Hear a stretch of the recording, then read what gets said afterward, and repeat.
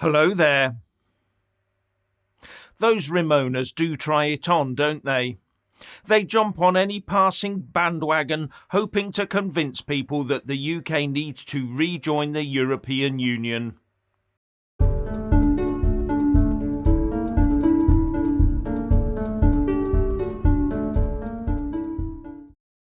Now, if you haven't already done so, please do subscribe, click the little bell, select all, and then like and comment below. When the Leave vote won in 2016, I understood that the Remoaners would fight tooth and nail to prevent Brexit, or at least fight as hard a rearguard action as they could to slow it down while they regrouped. That's why I started daily videos on this channel a few years ago. But I also understood that they would misuse any UK economic downturn that came along to try and portray it as a purely Brexit-led adverse event.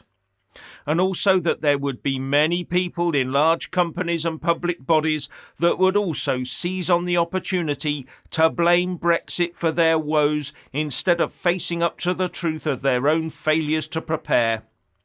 And you can see this manifest itself across social media today with torrents of claims, seemingly coordinated, that Brexit is to blame for everything flowing from the 2008 credit crunch onwards, including the pandemic, the Russia-Ukraine war, and now the strikes. And now we have these latest claims that the NHS is in crisis, so it must be down to Brexit, the shortage of staff and medicines, etc., etc., etc. So I thought I'd present you with a little balance, a few reports from around the world this month. Here's what AA.com.tr reported from Berlin a couple of days ago. Germany is facing supply shortages for many common medications due to delivery problems amid unusually high demand owing to surging cases of flu, respiratory syncytial virus and COVID-19. Must be Brexit then. How about this from DW.com?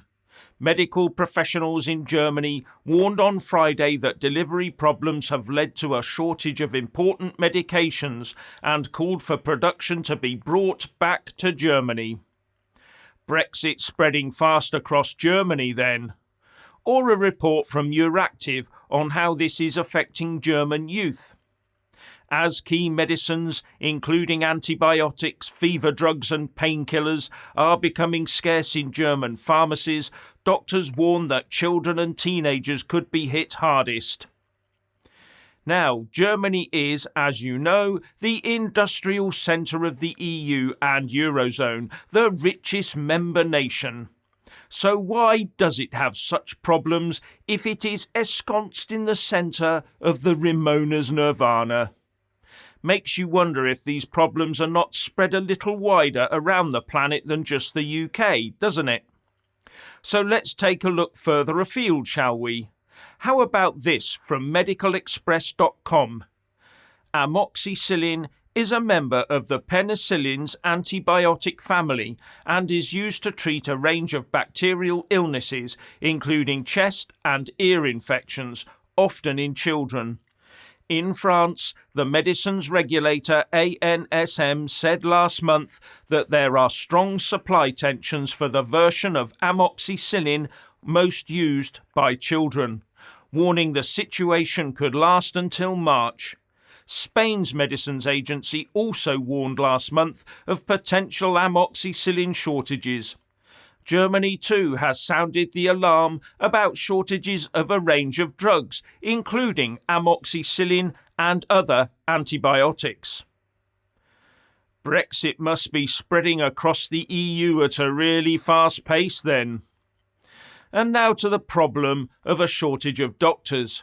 Here's an article from Politico from November the 21st this year, a month ago. Doctors in the small French town of Levigan are getting older. In a bid to attract new GPs to replace the 3 retiring soon, they built, from the ground up, an interdisciplinary medical centre, the model having been touted as a way to make general practice more attractive to young doctors. The trouble is, it's not working. In 5 years of searching for replacements, not a single person has come forward. And it goes on to say that nearly 7 million people in France don't have a referring GP, with more GPs retiring than setting up practices. And then points out that Europe has a 2 million healthcare worker shortfall. All down to Brexit, presumably. Now let's take a look at Italy. The Italian National Health Service is expected to experience a dramatic shortage of doctors that will cause an already dire situation to get worse if adequate countermeasures are not taken at the national and regional levels, says Medscape.com. More Brexit, it seems. I mean, if the Remoaners are right, then this Brexit thing is far more widespread than any of us imagined, isn't it? Yes, it's even endemic in the US, with healthnews.com saying, new reports say antibiotics and other medicines in both the United States and the United Kingdom have faced significant shortages in recent weeks. So the US must have caught the Brexit cold direct from the UK then. With Fox6now.com reporting, as the respiratory syncytial virus known as RSV drives up paediatric emergency visits and hospitalisations this winter, children's medication is becoming a new shortage, causing worry among parents. I wonder if any of our Remoaners are visiting the US right now and blaming all this on Brexit. The real message here is that if you blame the wrong cause for your woes, then you will never be able to properly address those problems. You will always be chasing the wrong cure and always be getting nowhere. And unclouded by the politics of Brexit, the Politico report points to medical practitioners placing the blame for the shortages of medical staff on such things as burnout, violence in the workplace, and resulting mental health issues.